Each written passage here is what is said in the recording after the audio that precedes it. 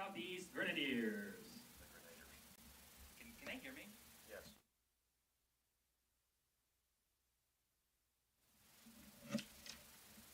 Leading off, the DH, number 3, Grant Hotchkiss. Hitting second, the third baseman, number 4, Eli Glasscock. Hitting third, the catcher, number 21, Barrett McGill. Hitting cleanup, the shortstop, number 10, Aiden Chandra. Hitting fifth, the first baseman, number 40, DJ Moraine. Hitting sixth, the right fielder, number 14, Shane Taylor. Hitting seventh, the second baseman, number 1, Britton Robinson. Hitting eighth, the left fielder, number 9, Scott Kendrick. Hitting ninth, the center fielder, number 11, Carlos Canales. Pitching for Midway, number 18, Jesse Komorowski. Midway's head coach, Luther Bramblett.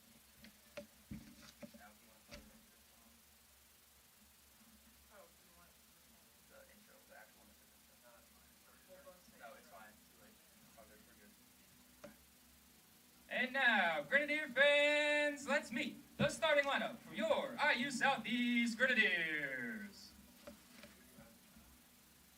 Leading off, the right fielder, number 33, Nolan Bowser. Hitting second, the left fielder, number 1, Ethan Burdette. Hitting third, the second baseman, number 24, Logan Beard. Hitting cleanup, the designated hitter, number 10, Jack Ellis. Hitting fifth, the third baseman, number 31, Preston Shelton. Hitting sixth, the center fielder, number 22, Colin Long. Hitting seventh, the first baseman, number 13, Hazel Martinez. Hitting eighth, the shortstop, number 12, Cole Reynolds. And hitting ninth, the catcher, number 21, Logan Murphy. Pitching for IU Southeast, number 20, Gavin Gentry.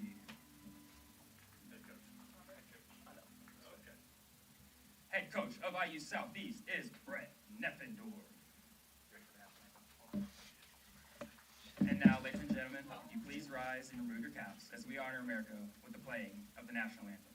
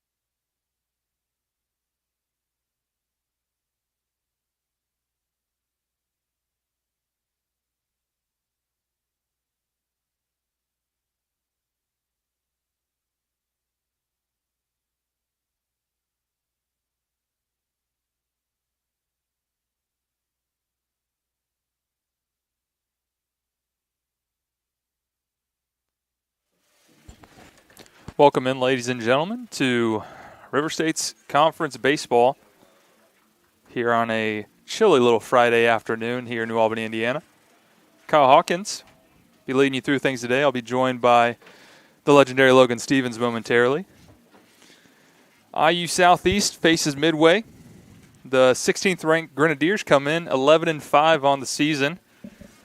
3-0 in conference. Midway comes in at 6-9 overall, also 3-0 in conference. Starting on the mound for the Grenadiers is going to be Gavin Gentry. Gentry, this will be his 5th start of the year. 6th appearance overall. Comes in with a 7.71 ERA across 18 2/3 innings.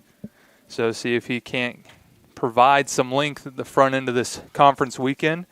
Logan, what do you kind of see going into today? Well, one of the things we pointed out this year to start conference play is the Grenadiers starting with Kokomo and Midway. Between IU Southeast, Midway, and IU Kokomo, 3 of the best teams in this league. Grenadiers coming away with a sweep of IU Kokomo last weekend. Midway coming away with a sweep of West Virginia Tech. Both teams coming in 3-0 in conference play, and you know how it is. Every single conference game matters in a league like this. Absolutely, and we'll give you the lineup for the Midway Eagles. Leading off will be Grant Hotchkiss, followed by Eli Glasscock, Barrett McGill. Aiden Chandra will be the cleanup hitter. Batting 5th, DJ Moraine, followed by Shane Taylor, Britton Robinson, and Scott Kendrick. And then rounding out the Eagles lineup is Carlos Canales. And setting the defense left to right in the outfield will be Ethan Burdett, Colin Long, and Nolan Bowser for the Grenadiers. And around the infield, it'll be Preston Shelton, Cole Reynolds at short, Logan Beard at second, and Hazel Martinez at first. And the battery mate with Gentry will be Logan Murphy, as the throwdown during warm-ups is complete, and up walks Grant Hotchkiss to get things going. Leading off for Midway, number 3, Grant Hotchkiss. Looks like we have a little bit of an earpiece situation. Head coach Brett Neffendorf. It's going to be a little challenge. I'm going to get caught up a little bit there, Logan, probably, dealing with the other Neffendorf all the time. Yeah, NAIA baseball ran by the Neffendorfs. It does feel like that. As I said, Hotchkiss steps in now, and he'll wait the first pitch of the game from Mr. Gavin Gentry. That will miss inside, and we're underway. Count 1-0.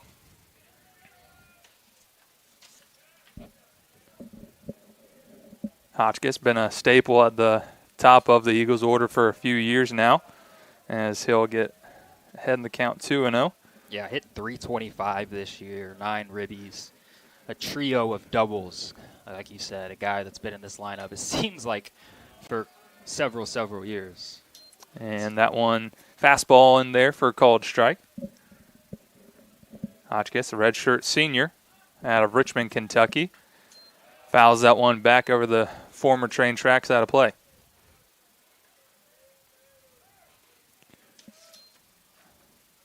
I believe, could be wrong here, but his first year in the league was freshman of the year, newcomer of the year, however it's described, as that one's going to be hit high and straight or right center more so, but not too deep, as long as there to make the catch for the first out. Now batting, number 4, Eli Glasscock. So that will bring up the third baseman for the Eagles, Eli Glasscock. Glasscock comes into today batting .254, is second on the team in RBIs with 11, however. So it's another guy that his name's been a staple in this lineup for the past couple of years, especially last year. I remember that name, the duo of Hotchkiss and Glasscock at the top of the lineup. That one got just a piece to Glasscock, so that'll be fouled off the back wall. Even things up at 1-1. So I think when you get into these conference weekends, Logan, it just really comes down to getting off to a good start, right? As that one's going to be fouling. Third base coach, head coach, Luther Brailman, didn't even flinch. He's a vet. He thought nothing of that one. No. But like I was saying, getting off to a good start, you want to get the first one, right? Because then you smell blood when you go into the doubleheader day on Saturday. And that's going to be strike 3. Good pitch there from Gentry, as he's going to retire the first 2 Eagles that he sees. And that brings up Barrett McGill, the catcher, who is the leader on this Midway team in RBIs with 14, as he's batting a clean little .429 to get things going. Yeah, no big deal. Tied for the team lead with 15 hits, as that ball is going to be out To center. Yep. Got to be caught. Calling long right there. So a quick little 1-2-3 inning to get things started for Gentry, and we'll head to the bottom of the half. Grenadiers looking to strike first here at Cutter Sports Complex.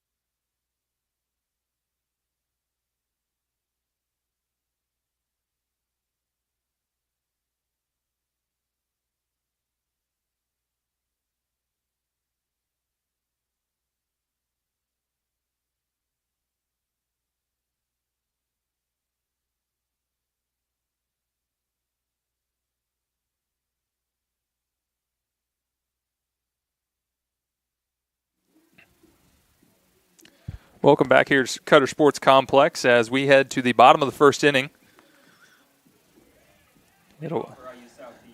Pitcher for the Midway Eagles will be graduate student number 18, Jesse Komorowski, the right-hander from Memphis, Tennessee. He will face Nolan Bowser to lead things off. I'll run through the Grenadier lineup real quick for you. It'll be Nolan Bowser, followed by Ethan Burdett, Logan Beard, and Jack Ellis. Batting fifth will be Preston Shelton, followed by Colin Long, Hazel Martinez, and then rounding out the lineup will be Cole Reynolds and Logan Murphy. So Bowser steps in and awaits the first pitch from Komorowski, and that's going to be grounded to second. Robinson there makes the play, one pitch, one out, and dream start there for Komorowski. As pitcher's best friend, one pitch outs. So that brings up now the left fielder, Ethan Burdett. Nolan Bowser not even giving us a chance to read his stats. Coming into today, Bowser was hitting .323. Yeah, really what you need to look at is that .569 on-base percentage. Yeah, but no slouch himself is Burdett, as that one's in there for a called strike. As he comes into today, .371 batting average. Does have 16. Oh, that's total bases, not RBIs. It's hard to read. Reading stuff sometimes, Logan. 5 RBIs on the season for Burdett. I'd like to say you're rusty, but, you've done a couple games this year so far. Yeah, only a couple. You've probably done more IU Southeast games than I have, to be honest with you. I've done more IU Southeast games than the place that employs me, that's for sure. Yeah, exactly. So the 1-1 count upcoming from Komorowski. That's going to be also grounded softly to second. And Robinson there, busting down the line was Burdett, but he will be retired nonetheless. So 2 quick outs, and that'll bring up the second baseman for IU Southeast, number 24, Logan Beard. And when we're talking about stats, coming into today, this is the guy that you're going to circle on every lineup card as your coach in the other dugout. Yeah, no doubt about that. 415, 3 home runs, 25 RBIs, 6 doubles. Guy who feels like if he puts a ball in play, it's going to be a rope. Not many easy outs with Logan Beard at the plate. Absolutely the case. That one's going to miss inside.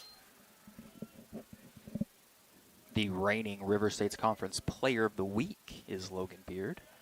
Yeah, the senior from Goshen, Kentucky. As he'll watch that one miss high. Count is 2-1. He has taken 10 walks and been hit by 7 pitches already this year. just an all-around guy you'd like to have in the lineup. He's not a one-trick pony by any means. And a good breaking ball there from Komorowski to even things up at 2-2. Komorowski is the innings leader so far for Midway. And that's going to be backwards K. A good, strong fastball on the outside corner will retire Beard as we'll head to the second. Nothing doing here in New Albany. We'll be back in a moment.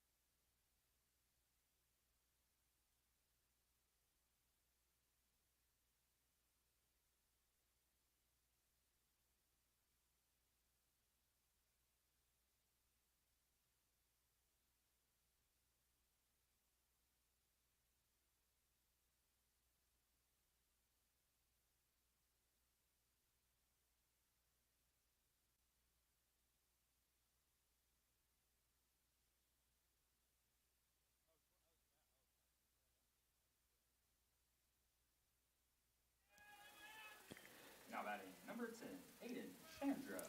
Aiden Chandra will lead things off, the shortstop for Midway, as Gavin Gentry out for his second inning of work.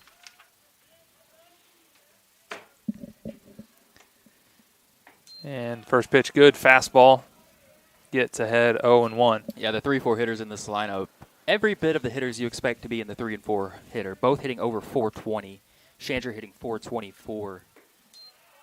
Ooh.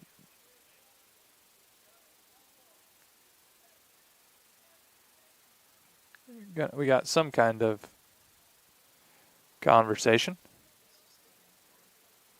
It count as 1-1, I suppose. Did he get started too soon? Yeah, I know, and a big thing has been, got to get the eye contact, as that has made its way down to college baseball, not just in the professional ranks anymore, as that one's fouled out of play across Kerner Lane. So I'm wondering if that may have been it, as the field umpire, old Roger, out there just making sure everyone heard him except for us. Yeah, of course. Couldn't hear anything up here. But anyways, the 1-2 pitch from Gentry is also fouled back. As always, ready to make the play up here, Logan. Yeah, that one was a little higher than our press boxes up here. If we were in like San Francisco's press box in the top of the stadium, maybe. But anyways, we'll have another 1-2. That one hit well into left center, giving chase long there, and he will make the catch, as converging were him and Burdette, but that one just kind of hung up there a little bit for Chandra, and it'll be a leadoff out for Gavin Gentry, and he'll now face the first baseman, DJ Moraine.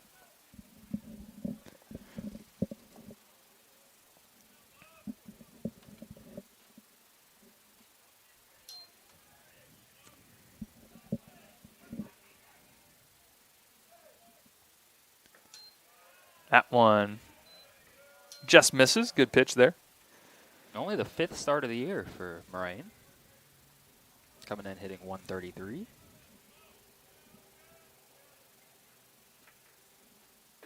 Ooh, healthy hack, swing and a miss on that one. Moraine only in 15 at-bats. Like I said, 133.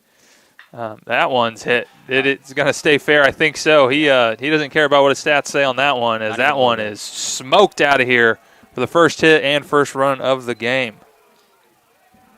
Yeah, you see right there why they have him in the lineup, as that ball was inside, right in his wheelhouse. I mean, absolute tank of a first base. I mean, just your stereotypical first baseman build, and that's exactly what I would assume that he can do to a baseball, and he put that on display there. That's definitely one that Gentry would like back, but the old adage, solo shots won't kill you, so see if Gentry can get right back to it, as it'll be Shane Taylor, the right fielder, stepping in for the first time. Lefty on lefty matchup, breaking ball, got away from him.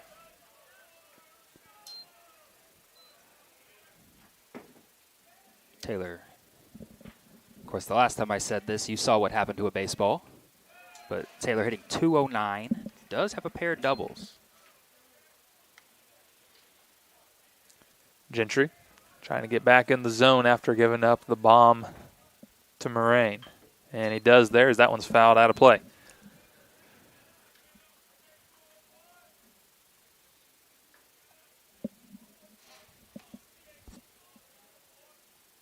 And just not a spot you're going to be able to miss with, especially not a crazy breeze here in New Albany today, but it is blown out to left field, so that's not going to help that at all. That one gets a gracious call there, even things up at 2-2. Good job by Murphy there to kind of snatch that one back in. One of the statistics I'm looking at so far today, Midway, as here's the pitch, fouled away, 0-7 in true road games this year. So they're coming in conference play, looking to feast. Big time opportunity for the Eagles against the number 16 team in the country. Absolutely, and I know as my time as a player, you always love to score first, right? Punching first is something you strive to do, kind of sets the tone. But the one thing that this Grenadier team has shown throughout the years, and even this year as well, they're not just going to roll over, right? So, I mean, this game obviously far from over, is just in the second inning. But look for them to try to really pounce on Komorowski in the bottom half. But Gentry trying to get his boys back in the dugout. So 2-2 pitch here, just one away to Shane Taylor. That one's chopped off his foot. Well, especially it's a big energy boost as well, hitting a home run when your starter throws, 7-8 pitches in the first inning. You know, got a couple weak groundouts and a strikeout looking. So coming off that performance and then hitting a home run to lead off the inning. Not to, like with one out, I should say, but still big time. If you're a momentum believer, that's a swing right there. Yeah, the energy's kind of died down a little bit already, though. So that one, though, almost through, but Cole Reynolds gives it a good effort, as that's going to be a base hit, as deep in the hole. Able to get there and get a throw over, but there in plenty of time was Shane Taylor.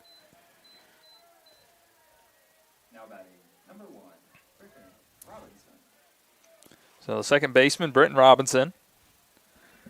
First base runner we've had thus far in the game.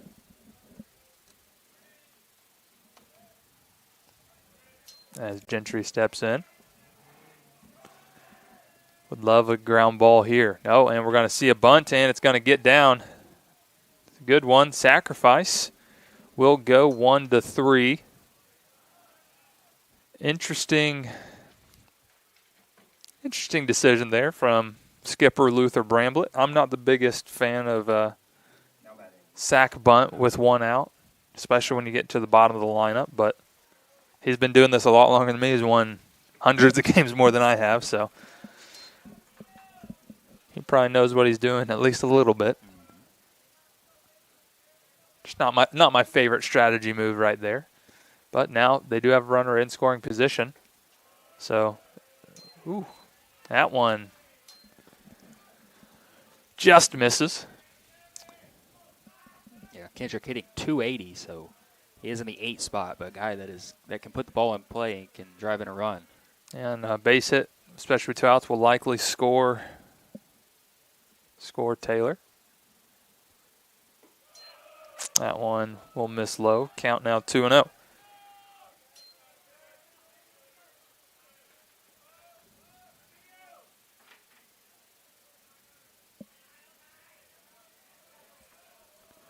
The 2-0 pitch misses low. Good job by Murphy to corral it, keep it in front of him.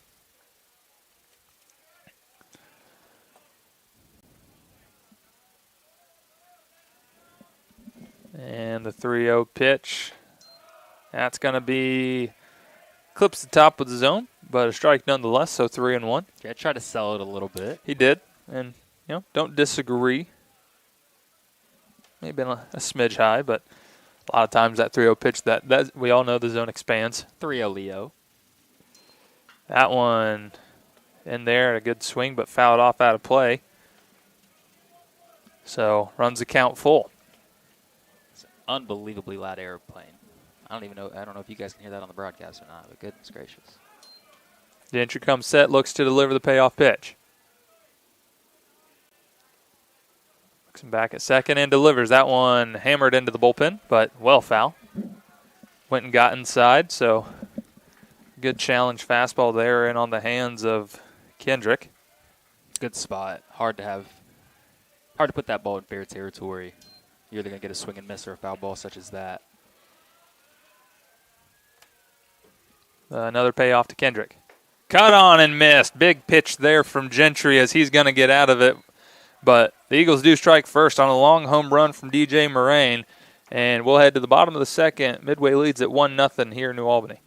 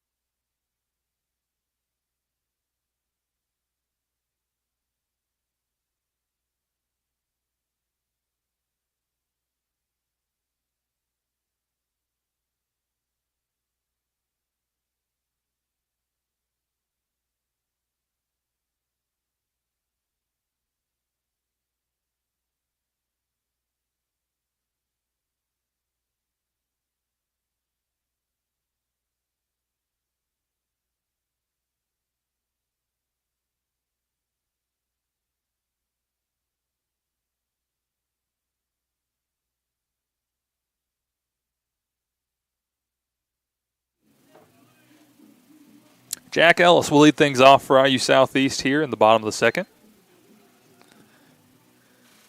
He'll also come in to face Jesse Komorowski as Komorowski worked a very efficient, perfect bottom of the first rather. Jack Ellis comes in today, batting .250, across 32 at bats. Does have 4 RBIs and a couple of home runs to his name. And a big swing and a miss at the first pitch there has him behind the count 0-1. Yeah, a pair of home runs against Tennessee Wesleyan. Been in and out of the lineup a little bit, trying to find his groove. That one's going to run outside to even it up at 1-1. Little two-seam running fastball there from Komorowski. Komorowski getting into the rotation this year. As that one hit high kind of behind third base. Shortstop coming across. And that's going to get down as that's a tough one. Just going to drop there into shallow left field for a hit. And that's going to be the first base runner for the Grenadiers. Now batting, number 31, Preston Shelton. As Preston Shelton will make his way with a runner in scoring position. So the loudest double you ever heard there, Logan, in the books. That one just hung up there and wind probably swirled it a little bit. Especially when a guy is on deck that's hitting .361 with 13 RBIs. That one a little bit outside, but gets the call. Good job by McGill, kind of as Murphy did in the last inning, just kind of snatched that one back. Umpire being a little gracious on those. Squares to bunt. That one's more outside. That's a tough one. Makes it 0-2.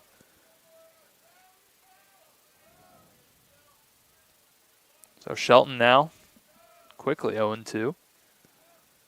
See if he can still do a job. That one's going to be hit up the middle for a base hit. Are they going to send him? No, as Ellis was coming back, making sure that got through and wasn't caught. So base hit there for Preston Shelton. So back-to-back knocks to start off the bottom of the second for the Grenadiers as they got runners on the corners, nobody out, and got senior outfielder Colin Long coming up.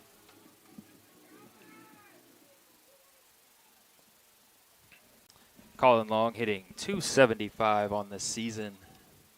Of course, we mentioned Tennessee Wesleyan earlier. He was instrumental in their win, a bases clearing extra base hit. And about as all-around good of a defender as you're ever going to see. This level, probably the best outfielder defensively, for sure, I've seen. Rivals maybe only the legendary Logan Coughlin.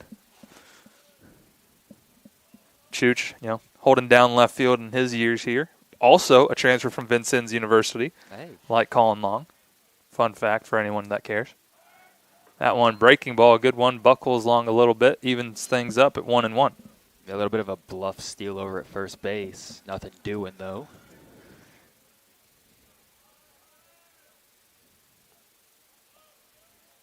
The 1-1 pitch from Komorowski. That one inside.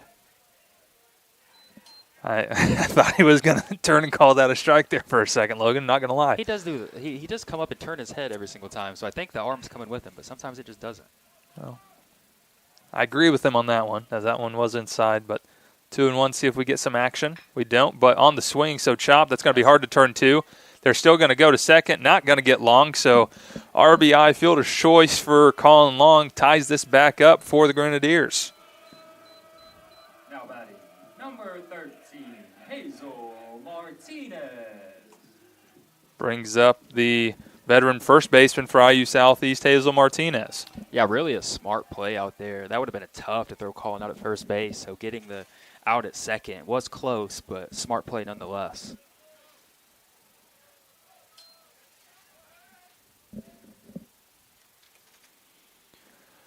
Hazel, big-time hit in a game that you were there for, Kyle.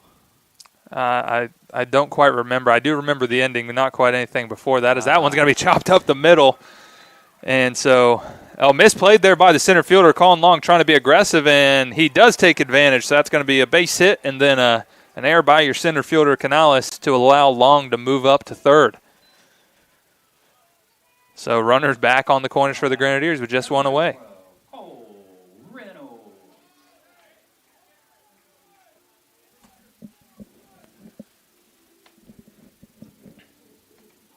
With a guy as fast as Colin Long, any mistake in the outfield he's going to try to capitalize on. Definitely did so there. Yeah, Colin Long is on your scouting report definition of a plus runner. So he's intelligently, watching the ball, make sure it's fielded cleanly. And once it's not, he was off and running. As that one's going to miss breaking ball outside as Cole Reynolds, Grenadier shortstop, squares the bunt, but pulls back. Count now 1-0. Komorowski would love another ground ball. But that one's going to be in there, evens things up. Looks like Reynolds trying to create some chaos, as I like to say. Make them make a decision. Not just your standard sack, getting the runner into scoring position as you have a runner on third. So making them make a decision.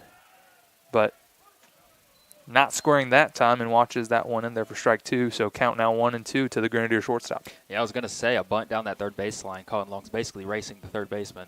Yeah, and I probably going to, with our friends from Midway, betting against the horse right there. That one well outside breaking ball, 2-2. As, not too many people am I taking against Colin Long when it comes to, any kind of race, defensive, just reads, all of it.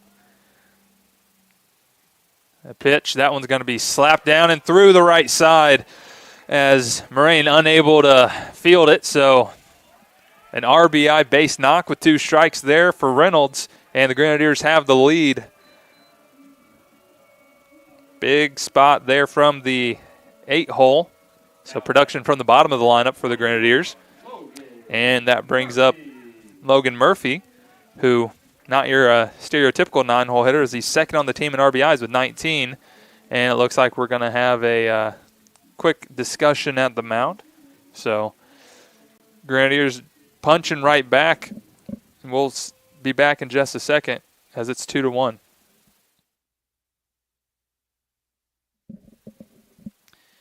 While we have a meeting at the mound, we're going to presented by our sponsors. Where from rental boilers, boiler service, parts, and boiler training, we are Steam. Also, today's broadcast brought to you by Highlander Collision Center, the 1 OE certified collision center in Floyd County and locally owned. And as we come back, Superior Vault, superior products from decorative retaining wall blocks to Doric brand burial vaults. Superior Vault. All right, and with that, we're right back, like you said. Logan Murphy, the catcher, stepping in, trying to keep things going and flip the lineup over for the Grenadiers. He's gonna do a little slash push bunt. That's going to be a tough one. Him and Komorowski racing to the bag and just does beat his Komorowski.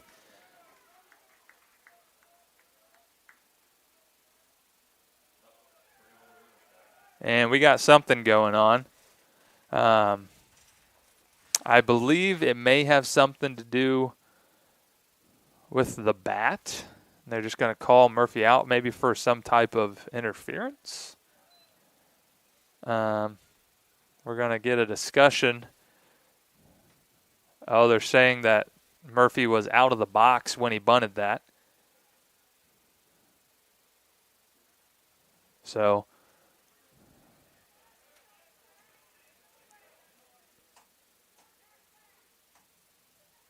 not too often do you see that there, Logan.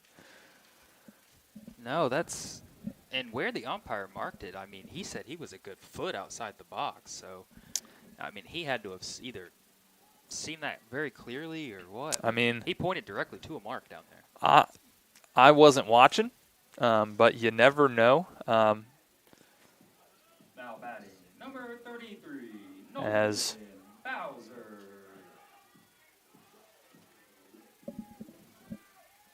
All right, so that's what we're going to go with. So that's a 2 unassisted put out recorded for your catcher.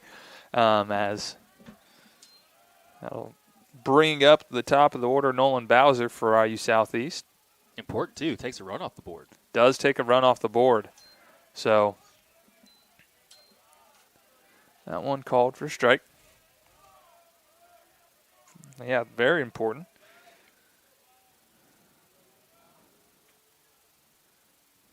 That one, half-hearted swing, fouls it back at the plate.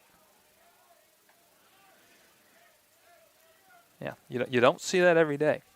The kind of little slashing bunt that push bunt that he did, I can believe it just with how it looked at the top half, but I wasn't watching his feet. Yeah, so sure. That one's going to miss a little high and inside. Reynolds will take second base with no throw. Probably the easiest stolen base he'll ever have. Yeah. As now Bowser able to come through here with 2 strikes and 2 outs. Be a couple of runs most likely. As the pitch from Komorowski. That one's in there, called strike 3. So big momentum change there after the Logan Murphy at bat. So we head to the top of the third. Grenadiers get the lead back.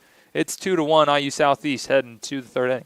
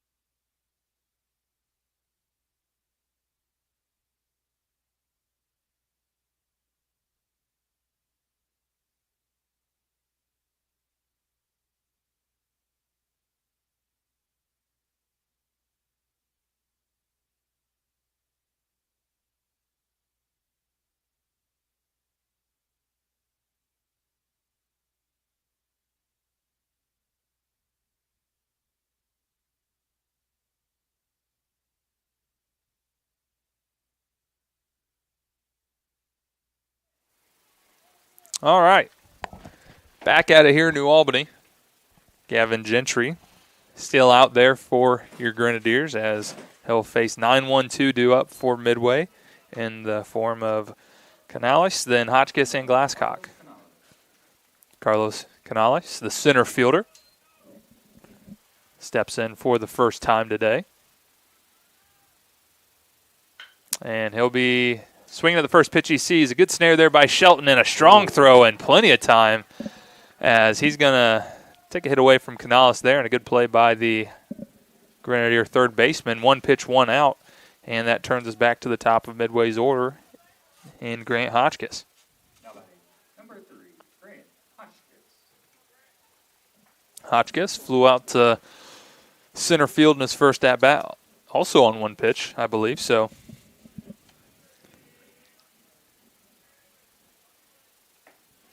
That was a pretty nasty breaking ball. this Midway team has proven to be aggressive early in the counts. If you're in the bullpen for the Grenadiers, maybe taking some mental notes of that. Their approach stays consistent. Well, it's interesting, too, because you look at Gentry's numbers this year, only 3 walks allowed. So a guy that looks to be peppering the strike zone, they're going to be like, well, we might as well take advantage of that. That's where scouting report meets scouting strategy. That one doesn't quite clip the zone, so 2-1. It's also one of those things, too, does he have walks because people are aggressive? Yeah, that one had him out on his front foot, evens things up at 2-2. Yeah, that's always the fun cat and mouse game when it comes to strategy. As good miss there, just doesn't get the call. Runs it full. That's a lefty-on-lefty killer pitch right there. That's what that one is, because Yeah. if they're calling that a strike, the left-handed hitters are going to be like, they're going to be in for a long day. Payoff from Gentry. That's going to be just filleted out to left, and coming in is Burdette. They're in plenty of time, so first 2 men for Midway are retired to start the top of the third. And that'll bring up the third baseman, Eli Glasscock. Glasscock struck out looking in his first at-bat. Gentry would love a similar result in this one. Try to get his boys back in the dugout right after you give up a bomb. The guys get the energy and everything right back, score a couple runs. So try to get them back in, keep the bats hot. That one will miss high, however. Runs 2-0. Yeah, exactly the point I was going to make. Like you said, giving up a long home run like that, and your offense immediately puts you back on top saying, hey, we got you, man. Go out and shove. The 1-2-3 inning would be massive for that. Absolutely. The 2-0 pitch from Gentry. Fouled off himself at home plate. Make the count 2-1. If you're new to IU Southeast live stream, you can see the newly installed pitch clocks on the home plate view. That is what that clock in the right side of the screen is. Pitchers seem to have adjusted nicely to it. I think seeing it definitely helps. 2-1 pitch. That one fouled straight up and straight back above the press box. Yeah, it was a pretty big change, and it was, being on a coaching staff at the time where they implemented it, it was a challenge to really enforce it, as that one's going to be smoked into left for a 2-out base knock for Glasscock. So, keep things going for the Eagles. And it'll be the 3-hole hitter, Barrett McGill, the catcher, stepping in.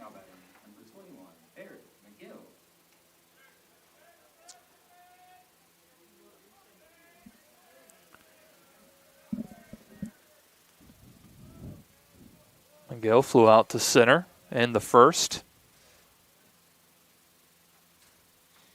The first pitch to him here.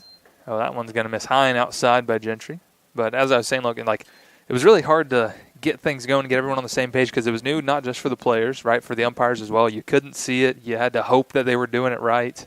But like you said, guys got used to it. Seeing it, I think, though, is a huge benefit. As that one skied into shallow center, making a long run, coming in, and they're going to collide. And he's going to hang on as Reynolds, so a little bit of a scary situation there, but good job by Reynolds to hang on as, Long had a haul to get there, so not able to really call him off necessarily, as Long just had a long way to go. So great play there by Reynolds. Will retire the Eagles, and we'll head to the bottom half here. Grenadiers still lead this one 2-1.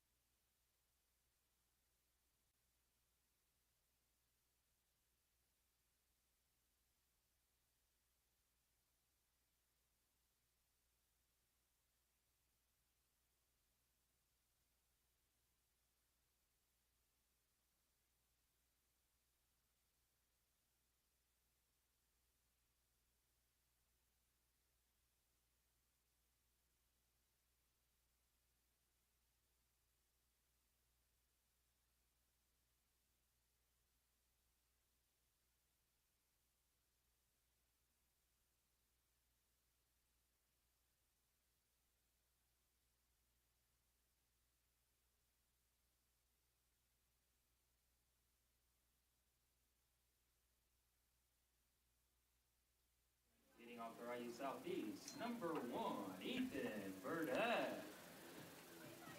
Ethan Burdett going to lead things off here as we get started at the bottom of the third inning. Yeah, bottom of the third inning brought to you by Carriage Ford, Best Buy Country Mile, locally and family owned, and Pro Plastics, turnkey solutions for the plastics industry. Burdett grounded out to second in his first at bat. That one misses well high from Komorowski as he's back out. Going to be what you would call the workhorse for the Eagles. Their leader in innings coming into today.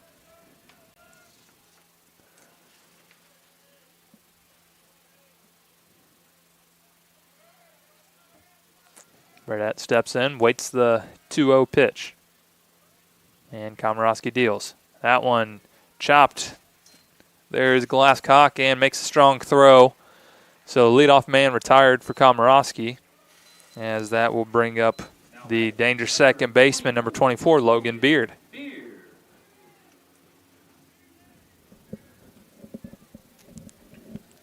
Beard didn't take the bat off his shoulder the last at bat, striking out looking. Not exactly a common sight you see from him.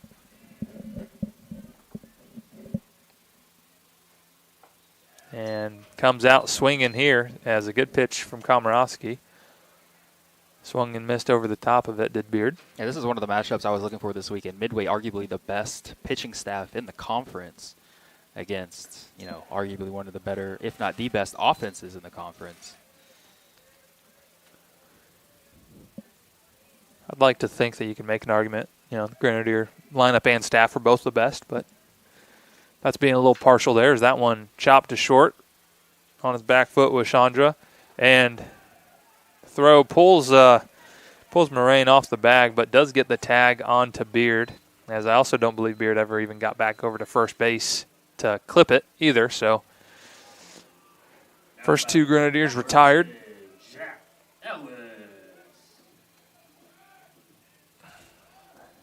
As I believe Jack Ellis is up, not quite sure, can't see him, so that's a tough one. That is For the Grenadier faithful, that right there reminds you of Jack Drew every day and Sunday. So first pitch swinging down to Moraine. Misplayed. That's going to be a tough and a close one, but good job from Komorowski to get over in time. So 3 up, 3 down go the Grenadiers. And we head to the top of the fourth. 2-1 still IU Southeast.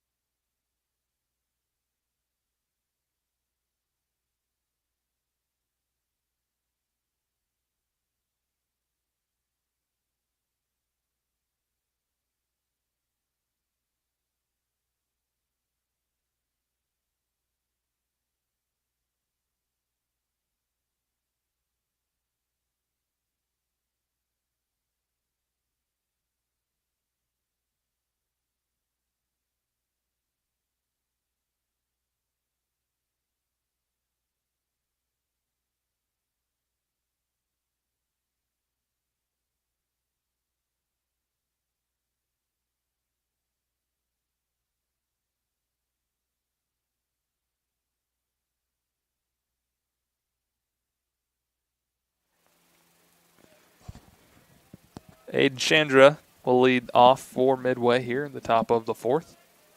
Top of the fourth, brought to you by Covered Bridge Golf Club, proud sponsor of IU Southeast Golf, as well as Indiana Members Credit Union, proud sponsor of IUS Athletics and the student body. As that one smoked down the left field line, but Luther does a little dance, gets out of the way of that one. Didn't want any business of trying to make a play there, and I don't blame him. Yeah, he got out of the way with that one. He didn't earlier. That one he definitely sidestepped.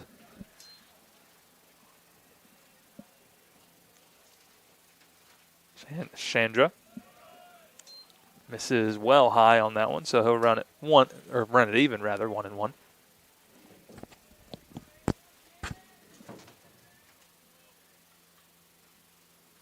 And the pitch. That one's lofted out into center. Coming on is Long. There and plenty of time to make the catch. So leadoff man retired. Now that's number 40, DJ Murray.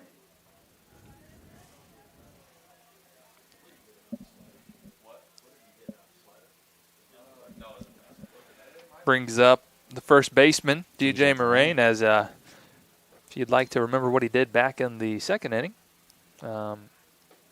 Hammered one deep beyond the left field wall. He watches that one in there for a called strike. Thought it may have been a little inside, but umpire disagrees. His opinion's the only one that matters. And another healthy hack. Swung on and missed, 0-2.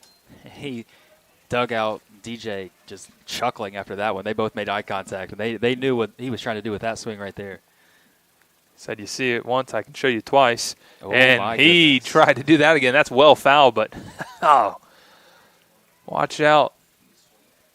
SISC over there. That thing was hammered. If I am I'm going to stay away inside. I'm throwing the ball outside. Yeah. I think I'm not coming back in there. So the 0-2 pitch. Cut on and missed, and a good job there from Gentry to retire.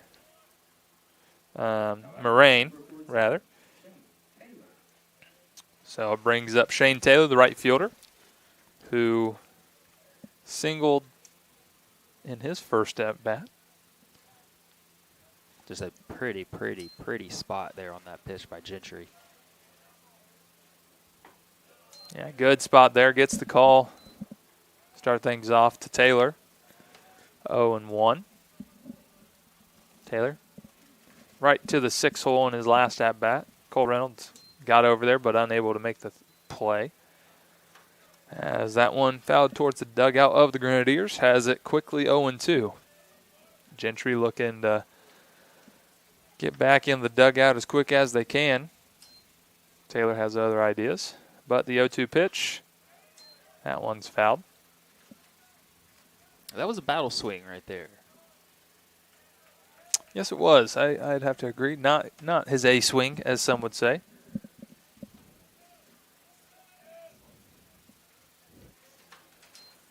Another 0-2 upcoming. That one's hit into center, but there is long, and that'll do it. So 3 up, 3 down for Gentry as he gets his guys back in the dugout with the lead still intact, 2-1, heading to the bottom of the 4th here in New Albany.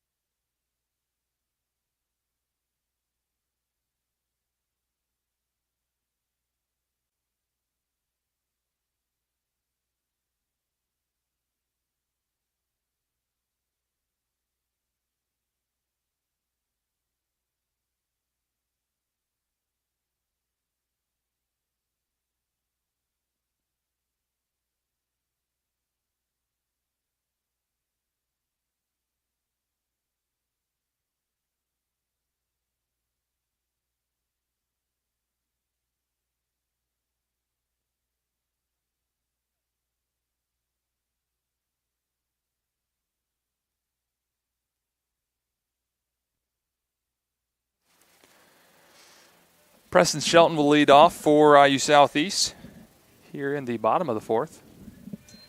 Yeah, bottom of the 4th. Brought to you by GMS Construction, general contractors to fit your needs. And Whitaker Pool and Spa, your dream backyard starts here.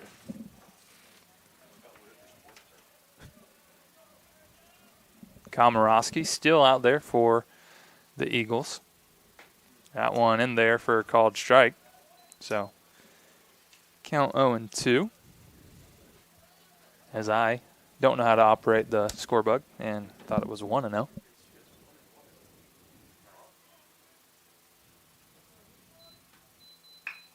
Not going to matter, I guess. We were trying to figure out what the score was, but that one through the 6 hole for Preston Shelton. So leadoff base hit for the Grenadier third baseman as back in business are the Grenadiers.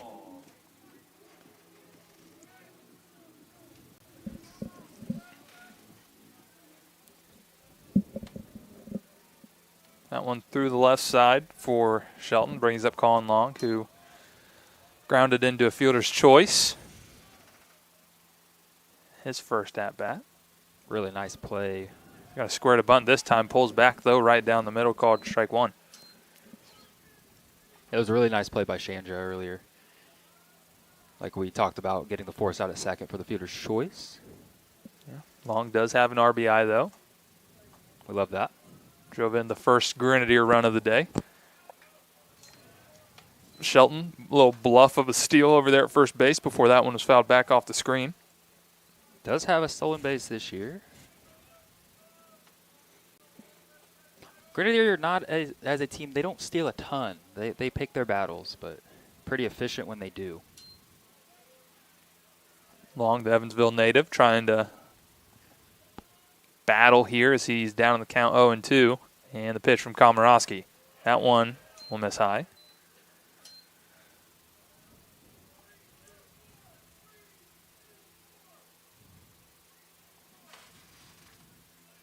Yelling the signs down there. Got to make sure you hear them. Got to be on the same page. 1-2 pitch. Off goes Shelton. The throw is going to be well inside. Pull him off the bag, so stolen base. And they're going to say that was a ball. So I'm not going to lie, I thought that was pretty good there, Logan.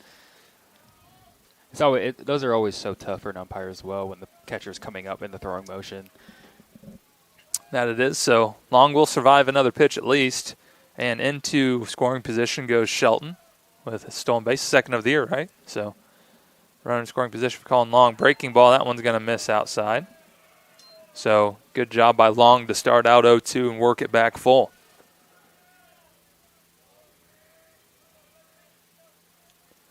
Komorowski comes set. Right side of the infield wide open for Long. See if he can use it. Oh, it's coming right back at Komorowski. And off of his glove, and Shelton's going to scurry back to second. So that little bit, I'd say that's a little frightening as that, bend the receiving end of a line drive back up the middle. But just caught a piece of the glove. Komorowski telling his skipper, I'm all right. Caught the glove, not me, so we're good.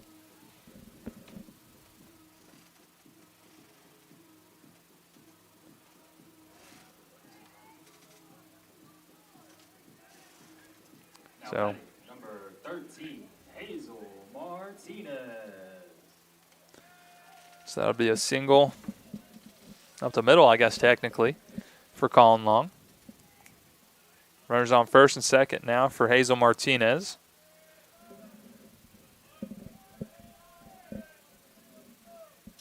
Martinez been very efficient with his hits, you could say, this year. As that breaking ball a little bit low, but gets the call anyways. Comes in, batting only .213, but does have himself 10 RBIs on the year, so I'd say a productive start for Martinez in his senior campaign.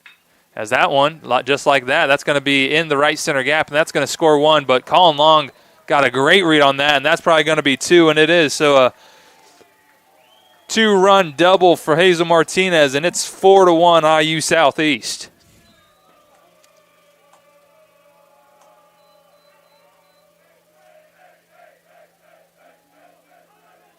Now batting, number 12, Cole Reynolds.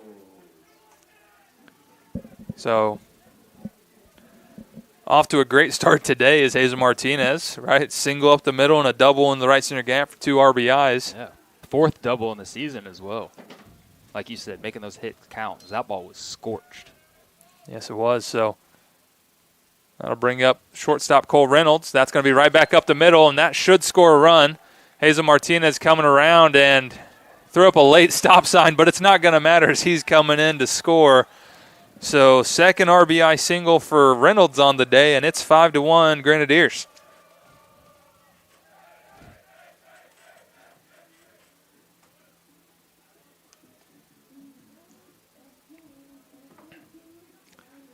So a couple crooked numbers in the first few innings for IU Southeast. Scored 2 in the bottom of the second and have scored 3 here in the bottom of the 4th before recording an out. So great start as catcher Barrett McGill went out. Maybe try to settle down his pitcher.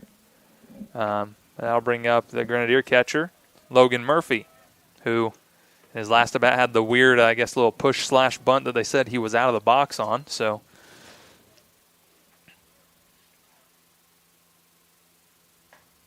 that one well outside.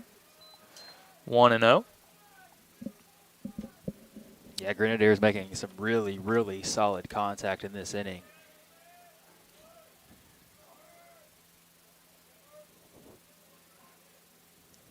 Three runs already, no out. And off goes Reynolds as a hit and run, it appears, as Reynolds going to get in there.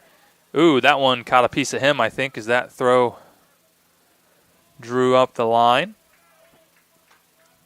So that was a strike. So 1-1. As Murphy attempted on the hit and run, just couldn't get there. Yeah, first stolen base on the year for Cole Reynolds.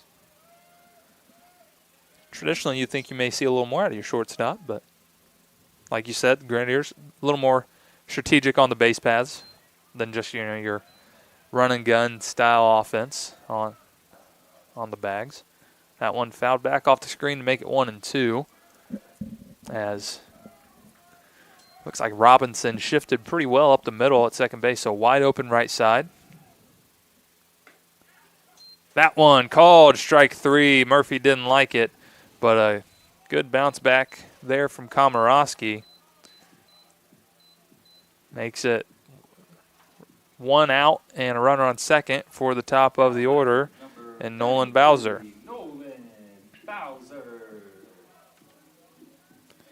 So 4 Grenadiers come to bat before they record their first out here in the 4th. Bowser would like to get them back rolling on the positive side. That one misses inside.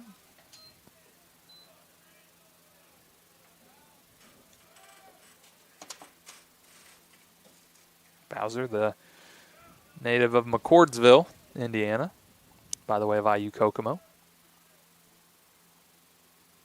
That one in there. Ooh. Misses just inside. Yeah, Bowser we've seen behind the plate and playing corner outfield this year. Also, so both catchers are also temporary outfielders or part-time outfielders, rather. We've seen a little bit of a rotation out there in left. Left, right. I mean, I saw a little bit of all of it. Komorowski looks back, and that's going to be a pitch clock violation, I would believe. They're going to say he stepped off, I believe.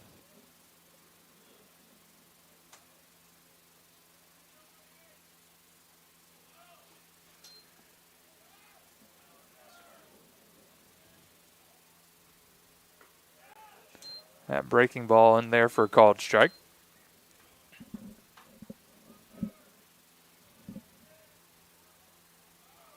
So 2-1 count to Nolan Bowser. Back-to-back pitches, same spot, same location, same result. Bowser not looked super comfortable in the box so far today. Went down on a strikeout, had a pretty weak ground out as well. See if he can change his tune right here.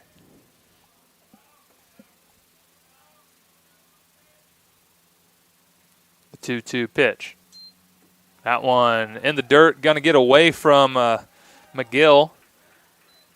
So wild pitch will allow Reynolds to advance to third.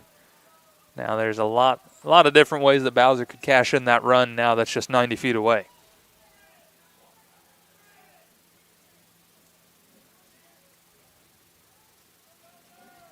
Infield creeping in. As they'd like to keep this at just a 4-run game. Obviously, the Grenadiers have other ideas. The 2-2 pitch, that one well out, or 3-2 pitch rather. That one will be ball 4. So runners on the corners now for IU Southeast and just 1 away. As that'll bring up Ethan Burdett. Birdie, a pair of ground outs. Second base in the first inning to third base in the third. That's one thing about Burdett, though. He's going to put the ball in play more times than he doesn't. You know you're going to get a professional at bat at the worst. For sure. That one chopped foul down the third base line. Very rarely have I seen someone make as much contact on swings as Ethan Burdett. Well, that big part of why he is the all-time hits leader at Vincennes University. So that one slider well outside and in the dirt. Evens things up 1-1. A little bit of a bluff there from Bowser at first, so may see if he takes off, tries to create a little action, runners on the corners with just 1 out. That one hit and through the left side, RBI base knock for Ethan Burdett, and it's 6-1 IU Southeast.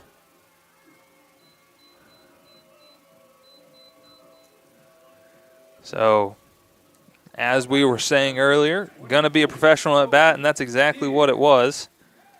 As a single through the left side, gets him an RBI, and moves runners into first and second. That brings up a guy that knows a whole lot about the RBI. The team leader, Logan Beard. Team leader, conference leader. 25 would like to make that 26, 27, maybe 28, you know? Maybe. You never know, right? A definite power threat.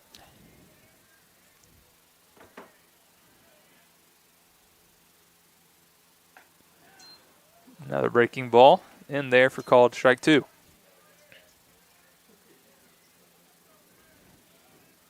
We started getting the second conference weekend. Wonder if pitchers start to pitch him a little differently. Oh, that one off the end, but that's going to get down, and we're going to see if they're going to test Bowser coming across and going to hold him there, as that'll load the bases with just one out. So no RBI, but a base knock nonetheless for Logan Beard, and that'll bring up the designated hitter, number 10, Jack Ellis. Jack Ellis.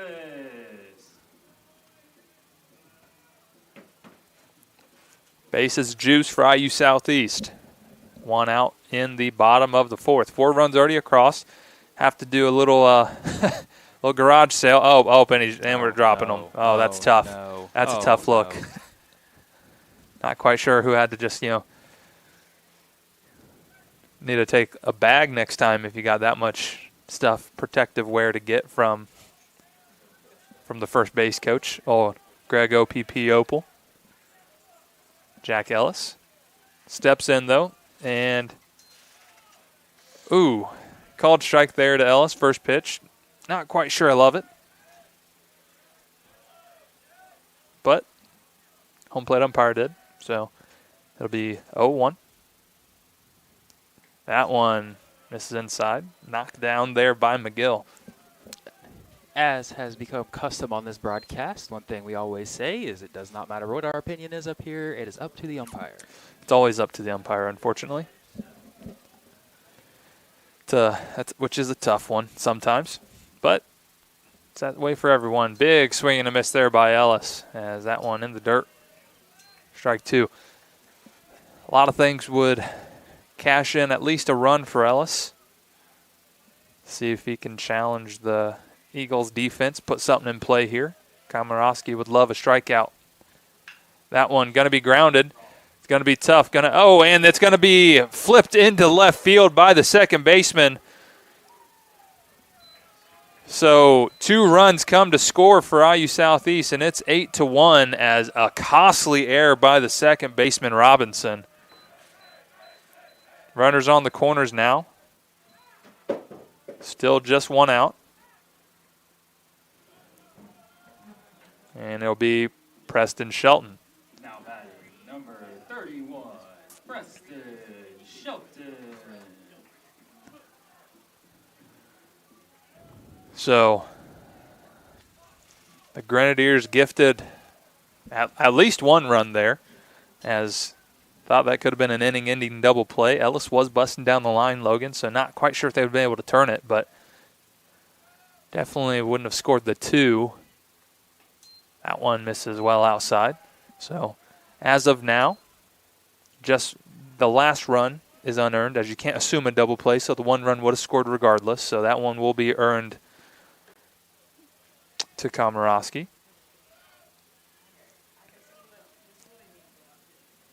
Anything from this point on, though, will be unearned.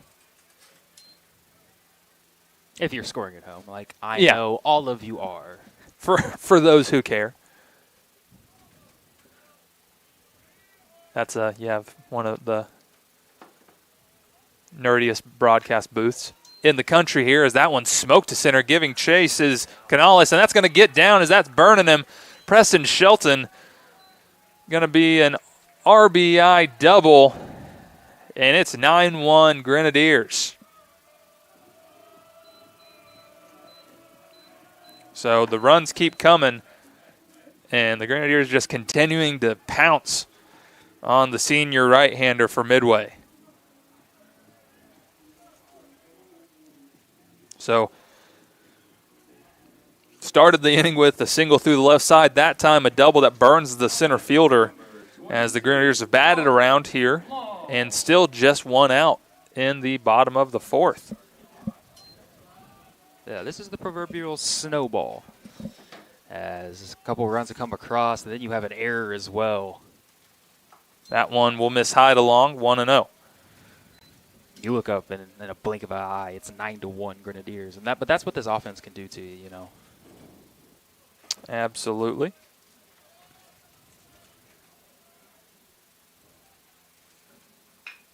That one chopped to the shortstop. Should be an RBI, and it will be. So an RBI ground out for Colin Long makes this 10-1 IU Southeast.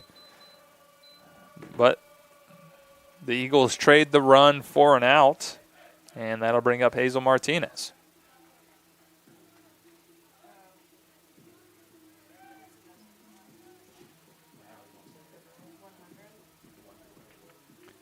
But we're going to have a pitching change, it does appear. So that's going to be the day for Jesse Komorowski. Not the start he wanted.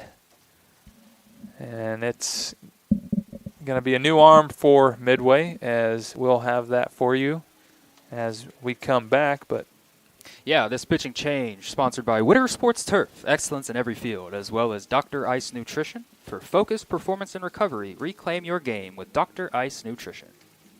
When we come back, we will let you know who the new arm is for Midway. Grenadiers lead it 10-1.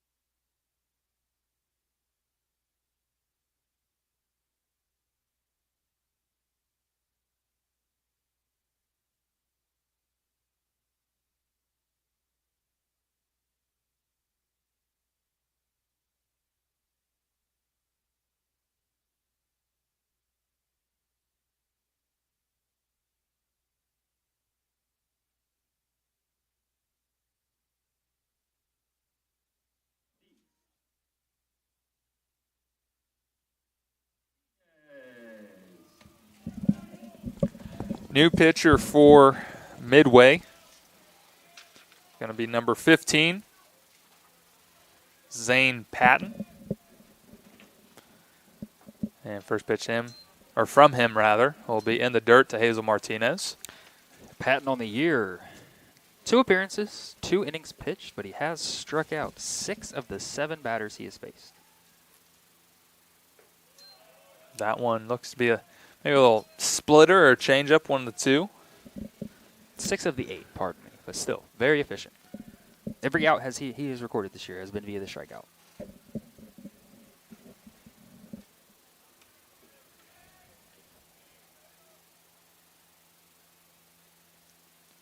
That one, healthy hack, fouled off the catcher.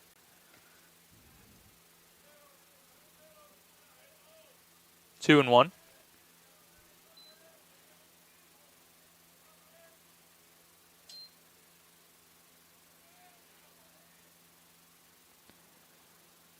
That one's going to be chopped up the middle, but there is Chandra, throw over in time, so good job there by the right-hander in relief for Midway, and we'll head to the top of the 5th, but Grenadier offense explodes for 8 runs here in the bottom of the 4th, and we'll head to the top of the 5th, 10-1, IU Southeast.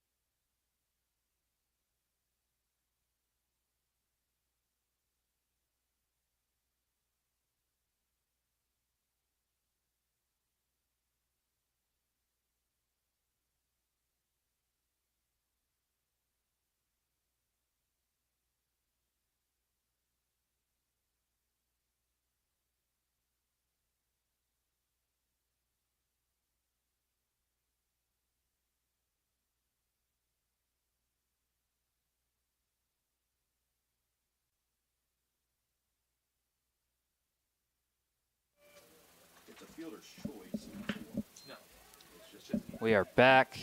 Ground ball to shortstop. Strong throw to first base for the out. A nice play by Cole Reynolds. One away.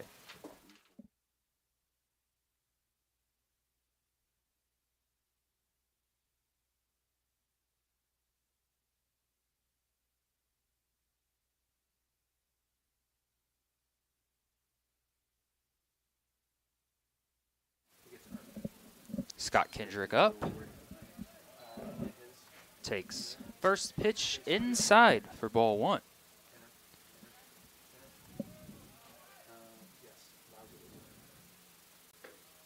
That one, top of the strike zone, strike one.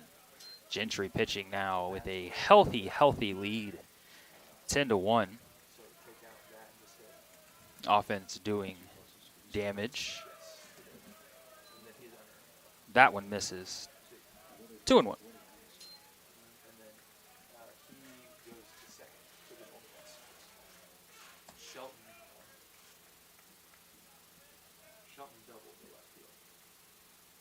As that ball is roped into left field. Great jump by Ethan Burdett for out number 2.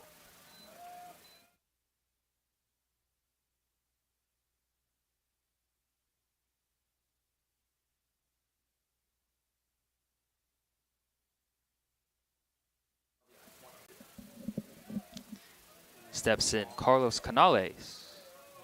2 outs. That ball is popped foul. Strike number 1.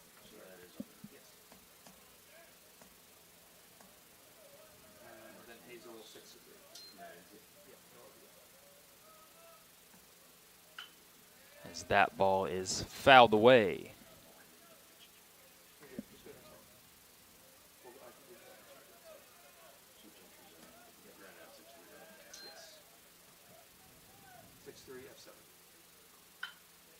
That ball is lifted down the right field line. Going to be a tough play. Bowser not able to get there, as that is going to be a double for Canales.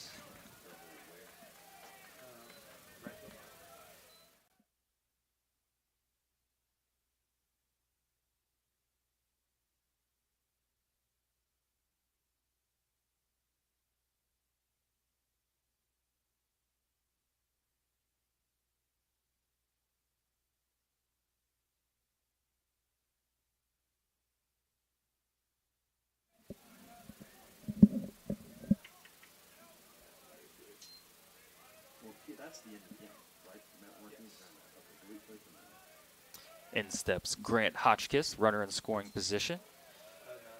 That ball misses. 1-0. Midway trying to find anything right now.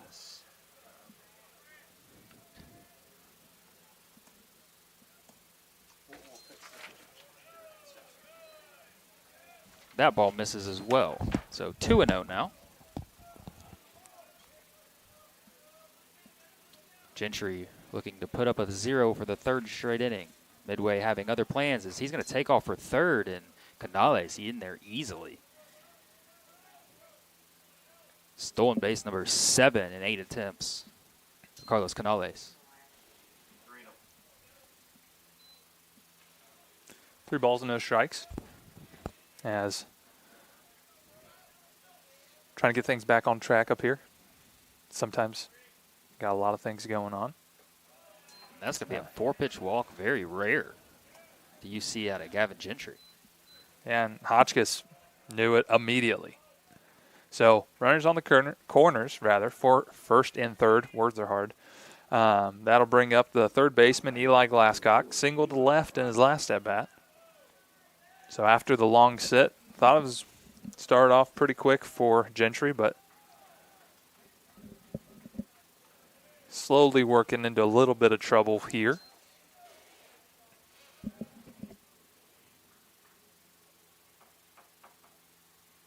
This is where if you're Gentry, you look at the scoreboard, you're leading by 9 runs, but you don't want to give Midway any sign of life. All it takes sometimes is, you've seen it in NAIA baseball especially, 1 run can be the difference. They get the energy back in that dugout. So you send them back with another 0, can deflate them a little bit as well. Absolutely. That one inside doesn't get the call. Murphy holds that there for a little extra long. Umpire didn't even look at it. Made sure to look everywhere but Logan Murphy right there.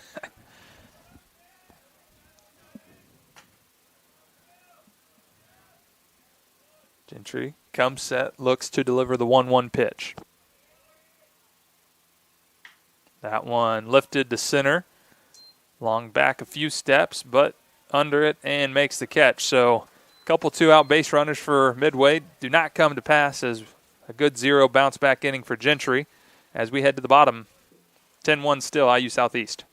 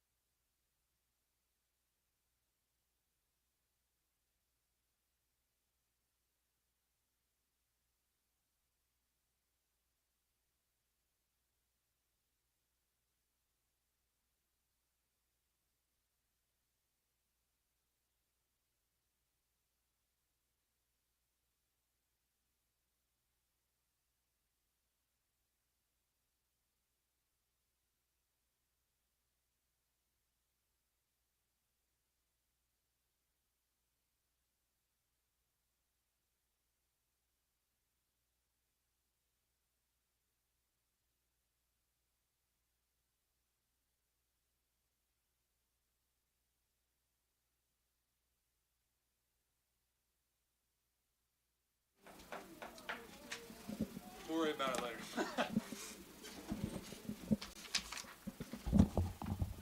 Leading off with the Grenadiers, Cole Reynolds. First pitch, cut on a miss by Reynolds. Halfway through this one, as we head to the halfway point, sponsored by Bear Nose, Pizza and more. Where you eat after the game is also important. Go Grenadiers. That one smoked into left center, giving chase is Canales, but that's going to burn him, so it's going to be a leadoff extra base hit for Cole Reynolds. And just like the last inning, Grenadiers start things off with a leadoff base hit, this time the runner in scoring position. So good job there by Reynolds, his third hit of the day. Now batting for IU Southeast, number 21, Logan Murphy. That'll bring up Logan Murphy.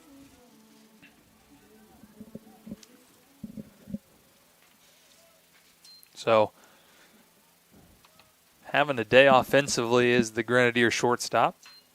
That one lifted high on the infield, actually creeping out into the outfield grass, but Chandra there to make the catch, so one pitch will retire Logan Murphy, and that'll flip the lineup back over to the top for Nolan Bowser. Now batting, number 33, Nolan Bowser.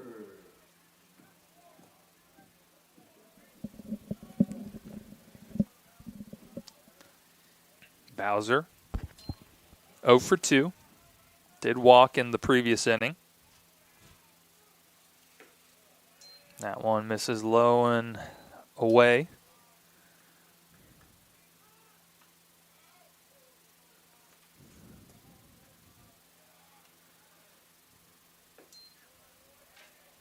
Called strike.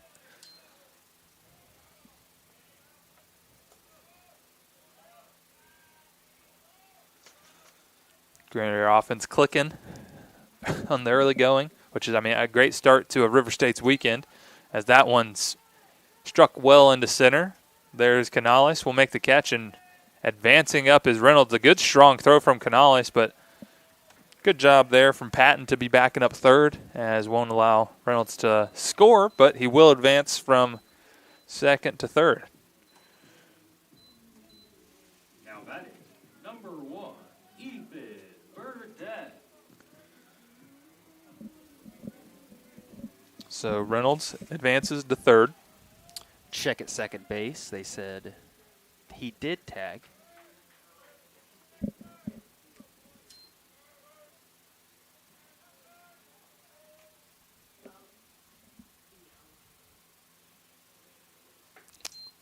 That one's going to miss well inside. Almost caught a piece of Burdett.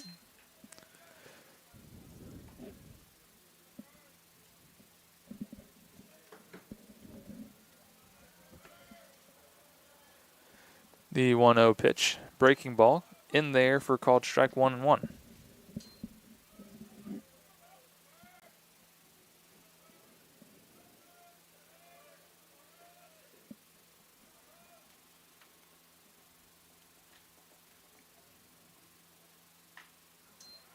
That one fouled out of play. Haven't seen a road ball yet. That one made it about 3/4 of the way to the road back there, Clarner Lane.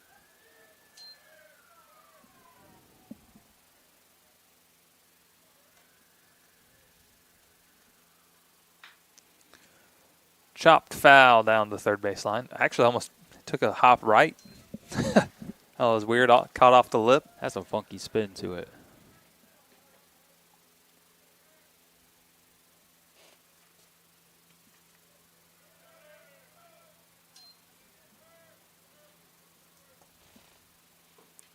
One-two pitch. That one lifted and foul as well. So good battle here from Burdett, trying to stay alive, keep the inning going.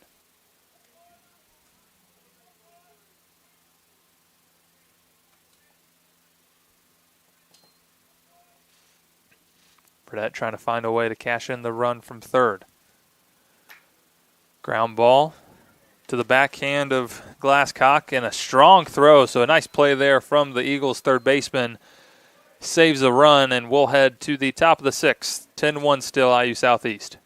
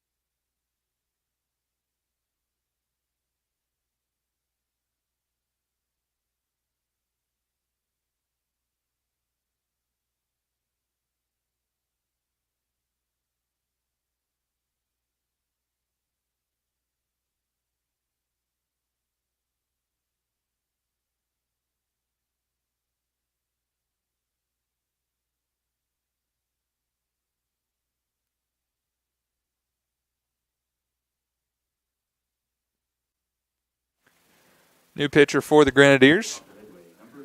Going to be senior right-hander from Greenwood, Indiana, number 41, Zach Reisner. He will face, I believe, should be Barrett McGill. First pitch from Reisner in there for a called strike. Yeah, this pitching change brought to you by Zaxby's. Great food and service. Proud sponsor of IU Southeast Athletics. Ooh, that one doesn't get the call. New thing we have this year, Kyle, you look down both the left and the right field lines at our foul poles, the Zaxby's foul pole. Or if you didn't know that it was 3 different words, it reads as Zaxby foul pole. Yes, correct. That one in there for called strike 1 and 2 now. Reisner trying to come in and do what he's done all year, really. And 8 1/3 coming into today. He has a 1.08 ERA in 4 appearances. Does have 3 strikeouts to just 2 walks.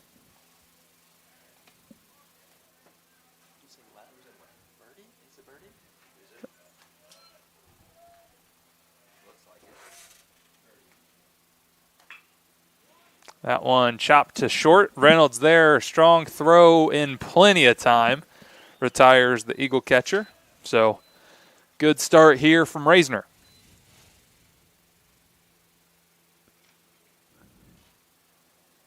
And we'll bring up the shortstop, Aiden Chandra. Now batting number 10, Aiden Chandra.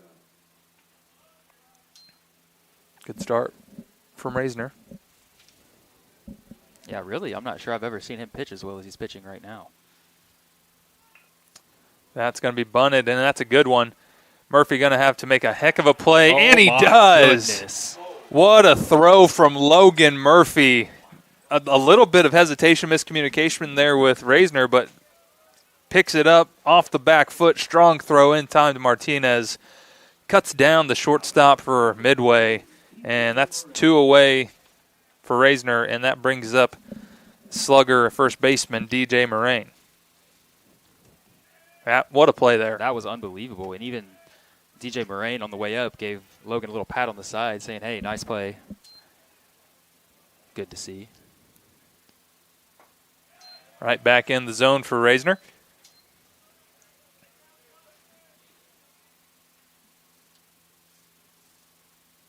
Getting a little help from his battery mate. Ooh, that one just a little low. Yeah, Raisin are one of the few guys on this team that have been here, multiple years. Been here his entire collegiate career. So that's a ground ball. It's Cole Reynolds at short on to first, and a quick inning. Quick 1-2-3 inning for Zach Reisner. Love that for Ravs as we head to the bottom of the 6th. Score remains 10-1 IU Southeast here at the Cutter Sports Complex on the campus of Indiana University Southeast.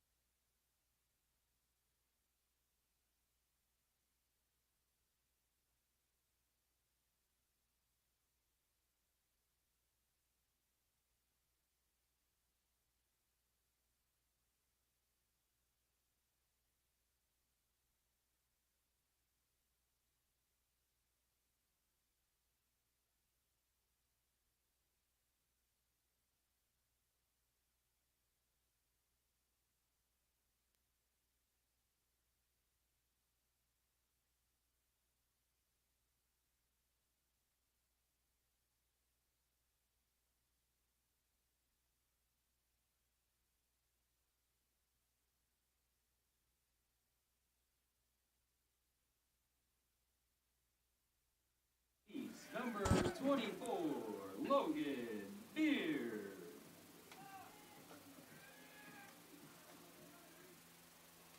Logan Beard will be the first batter that Zane Patton will face here in the bottom of the 6th. That'll be a fastball that misses inside. Bottom of this inning, sponsored by Eckert Supply, supplying superior service to contractors since 1962. Ooh, good off speed there. Had Beard well on his front foot and fooled. Makes it 1-1.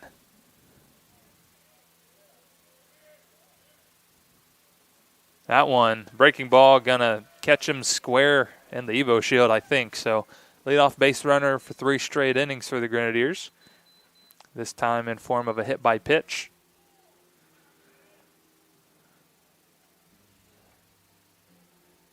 Now batting, number 10, Jack Ellis. Jack Ellis, the designated hitter, comes up for the 4th time.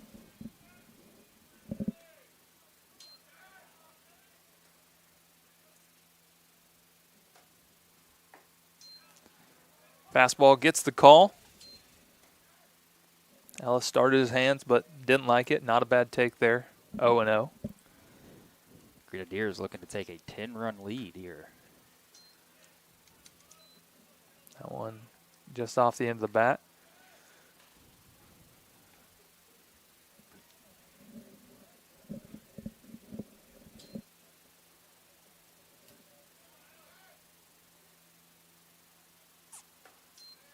That's something off speed, but well outside. I think it might have been a little changeup splitter, whatever he's got.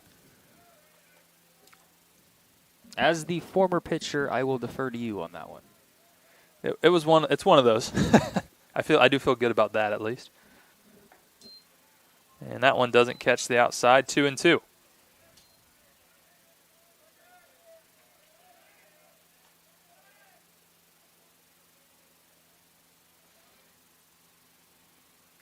That one cut on, tipped into the glove for strike 3. So designated hitter retired, and that'll bring up the third baseman, number 31, Preston Shelton. Now batting, number 31, Preston Shelton.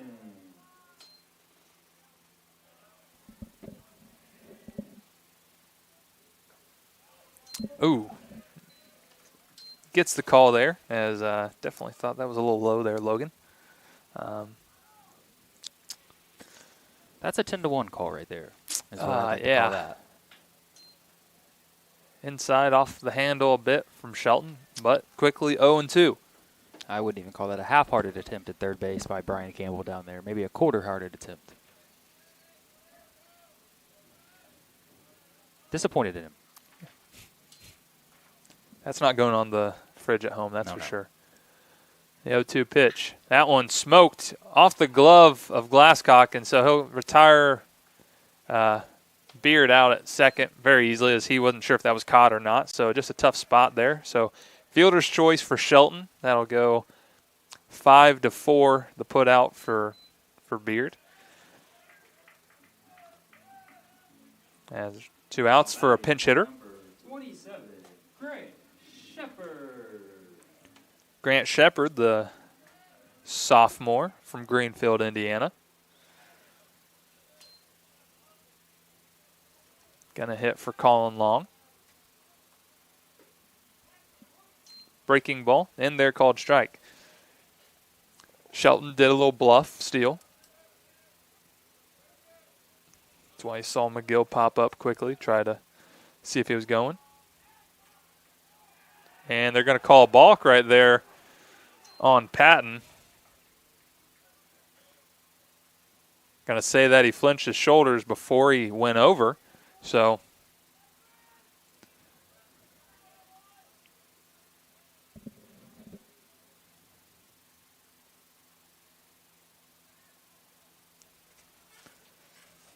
head coach Luther Bramblett out to disagree, but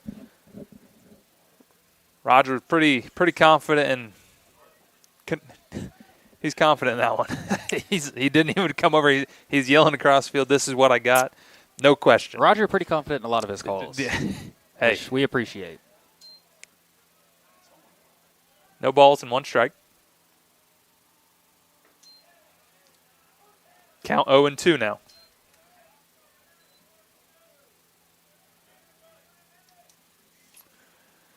Seen Shepard have a lot of playing time so far this year. Is hitting .367. That one will miss low. So good eye, good take from Shepard. I believe he was in the 3 games that you all played down in Shreveport. Did get a start in all 3 of those. 1-2 pitch. Breaking ball going to be hit and caught there by Robinson. So unable to sneak that one through, and that won the inning. And we'll head to the bottom of the sixth. Score stays the same, 10-1 IU Southeast.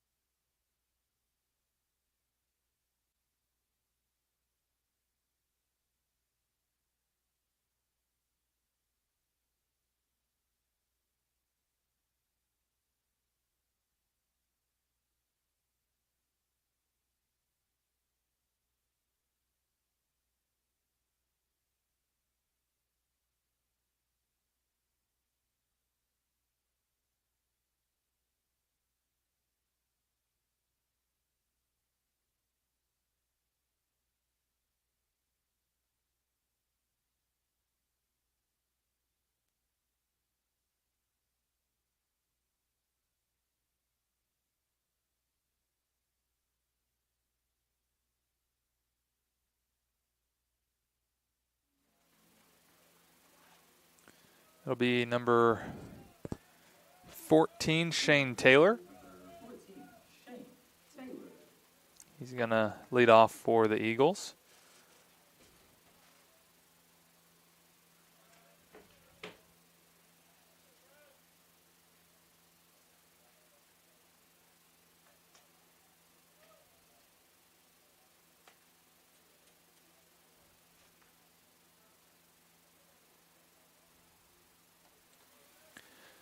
Zach Reisner back out for another inning of work. First pitch in the zone to Taylor.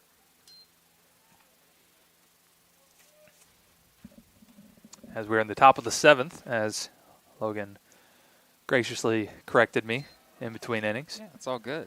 Scoreboard's hard to read. It's new. I can actually read it, not used to it. I was going to say, hard to read is not how I would describe that scoreboard out there. Not used to reading a scoreboard here. That's valid. That one fouled off the netting, so good job by Taylor to stay alive.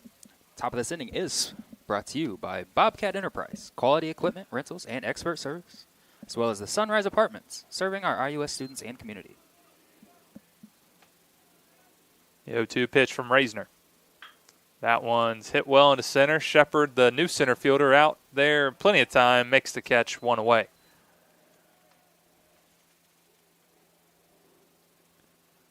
Now batting, number 2, Cole Malvey.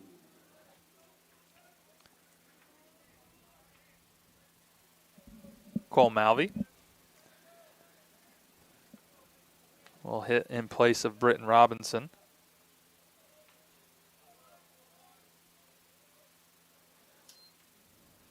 Oh, breaking ball there from Reisner. Gets away from him a little bit. Misses inside.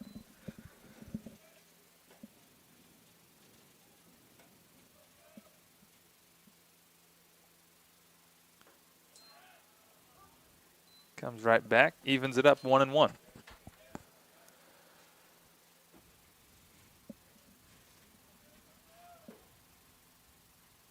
Raz comes set and delivers. That one good change up there. Maybe a sinker, but bobbled there and still not in time. So that's going to be an error for Reynolds, as just couldn't come up with it cleanly on the first transition.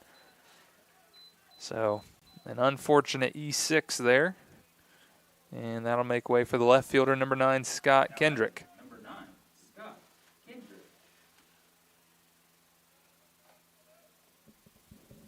Still almost had a chance to get him there. It was close, bang, bang. The bobble certainly made it closer, than you expected. But like you said, to even have a chance over there after that is very impressive. Reisner would love another ground ball. Try to turn 2.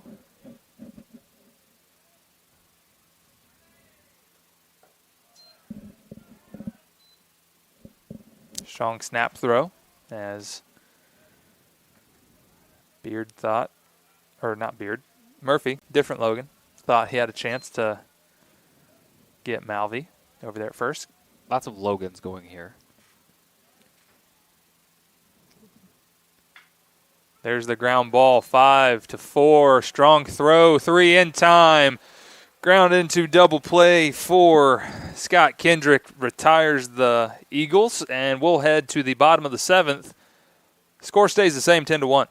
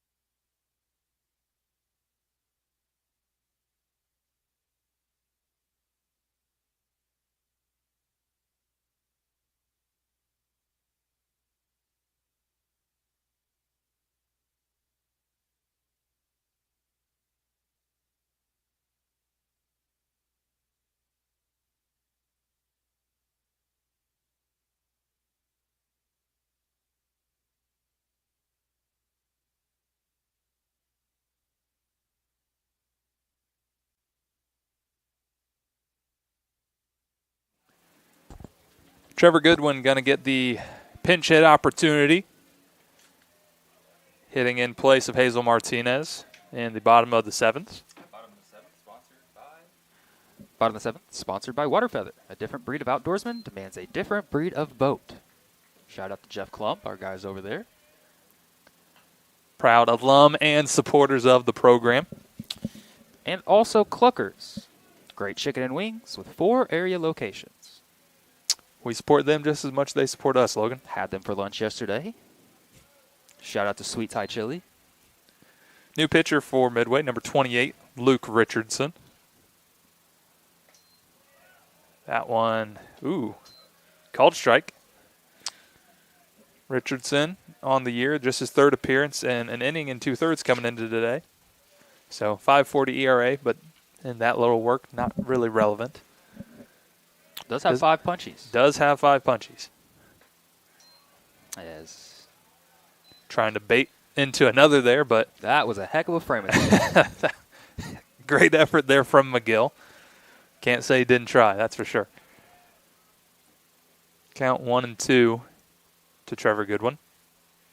Oh, well inside, 2-2. Now, law of averages says this one's coming down the middle, yeah? Had one outside, had one inside. Yeah, I mean, if you're into that kind of thing. I think that's what that means. Maybe he can put one over the Eckert Supply sign out there. I've seen it before, would like to see it again. The 2-2 pitch. That one just hit well into left and giving chase, and unable to make the catch out there in left is Kendrick, so that's going to be a leadoff double. As good effort there from Kendrick to kind of like make a falling play into his glove, but just unable to hang on as he goes to the ground. So that'll be a leadoff double for Trevor Goodwin. Number 12, Cole. And that'll bring up the shortstop, number 12, Cole Reynolds.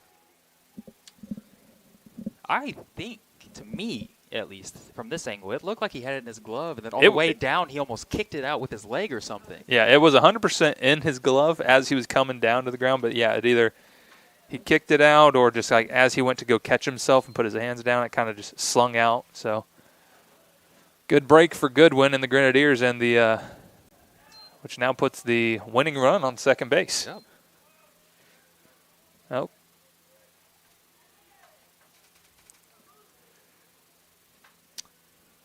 Guy that's had a very good day at the plate, up to bat as well.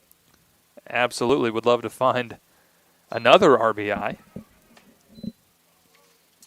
As like I said earlier, Cole Reynolds 3 for 3. RBI single through the right side in the first, single up the middle RBI in the fourth, and then that double to center in the fifth. Yeah, strikeouts were his bugaboo to start the year, but really starting to come into his own at the plate.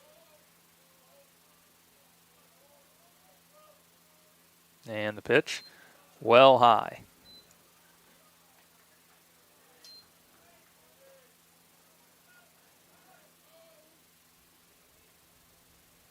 Two balls, one strike, no outs. Cole Reynolds at the plate. Breaking ball from Richardson. Nowhere close.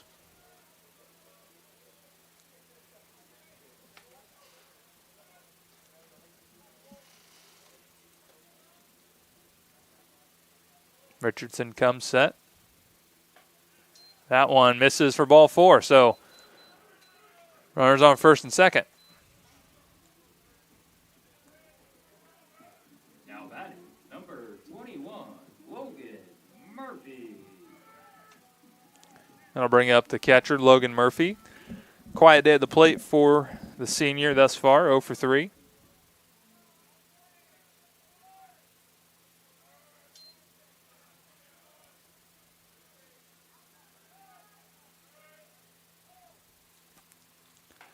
That one well outside. So not exactly commanding the zone coming in is Richardson. Like you said, in his limited innings, does have 5 strikeouts. Only 1 walk coming in. But again, like you said, sample sizes for relievers. I mean, you can't learn anything from an inning and 2/3, really. Not generally. Except that when he's on, he's got strikeout stuff. As most relievers do. Which is a good point. So Richardson comes set and delivers the 2-0 pitch. Big swing and a miss there from Logan Murphy. 2 balls and a strike. Sun peeking through the clouds a little bit. Seeing some shadows on and off. A little chilly here tonight. Not nearly as bad as the last weekend. That one yanked into the left-handed batter's box, so 3-1 to Murphy. I can count on probably one hand how many times I have been colder than last weekend here with that Kokomo series. Had guys wearing face masks. Don't talk about Louisiana weather. As that's going to be ball 4. I don't know what you're talking about. As it's, been a nice crisp, I think 65 degrees today in Shreveport, even though I'm up here. So that'll load the bases with nobody out. Number 2, Jackson Grissom, going to be the courtesy runner at first base, and we have a pinch hitter, or I guess not technically a pinch hitter, did enter the field in last inning, is number 9, Joel Johnson. Hits in the place of Nolan Bowser.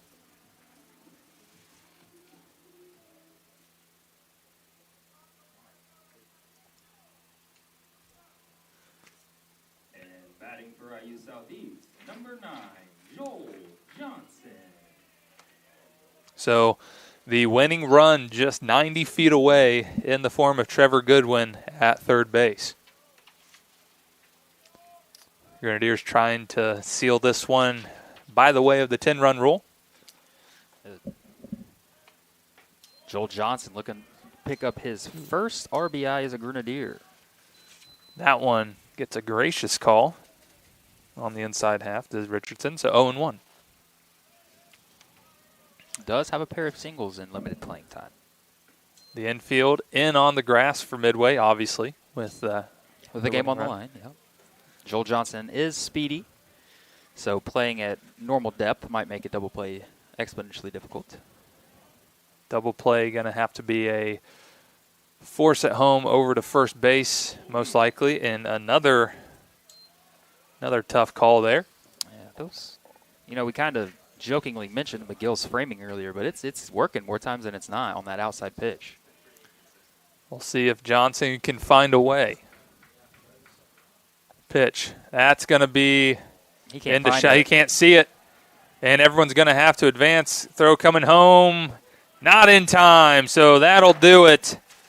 As the Grenadiers on a very funky way to end it, as an RBI walk-off there for Joel Johnson. Sends us home early, as that's going to be a final score of 11-1, Logan. Great offensive display from the Grenadiers and good pitching duel early, right? And then you have Gentry going 5 complete, Reisner coming in, getting the last 6 outs, absolutely shoving. Not much more you could ask for from the Grenadiers to get the series started.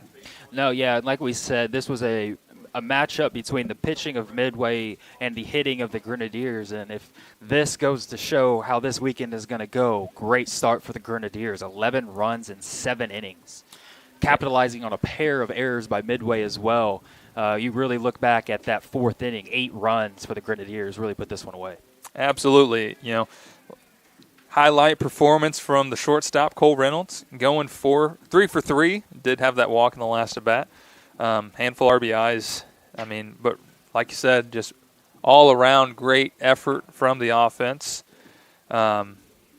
Great start to the week, as we will be back tomorrow. First pitch, I believe, is 1 o'clock for Game 1. Yes, 1 o'clock tomorrow. So tune back in tomorrow, 1 o'clock, for the doubleheader, Game 2 and 3 to follow after that. So off to a good start. 4-0 play. So the Grenadiers move to 12-5 on the season. Like I said, 4-0 in River State's play. Midway drops to 6-10, 3-1, respectively. For Logan Stevens, I'm Kyle Hawkins. We will see you all tomorrow. Have a great night.